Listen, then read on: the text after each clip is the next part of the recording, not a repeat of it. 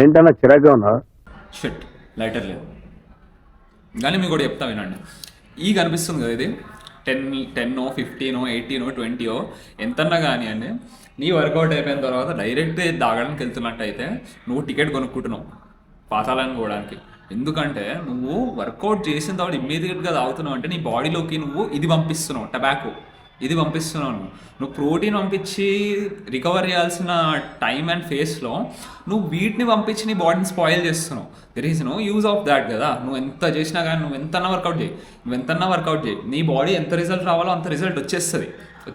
But long టర్మ్లో ఇది కనిపిస్తుంది కదా, ఇది చాలా చాలా హార్మ్ఫుల్ నీ బాడీకి. నువ్వు ఇదే 20 రూపీస్ తీసుకెళ్ళి డైరెక్ట్గా చికెన్ షాప్లో 3 eggs తీసుకున్నావు అంటే నీకు 18 grams ప్రోటీన్ వస్తుంది, which will be sufficient after work out.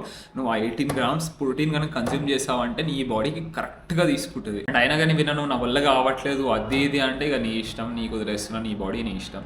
And ఇది వచ్చేసి రియల్ సిగరెట్ కాదు, ఇది స్ట్రాకి టేప్ పెట్టాను.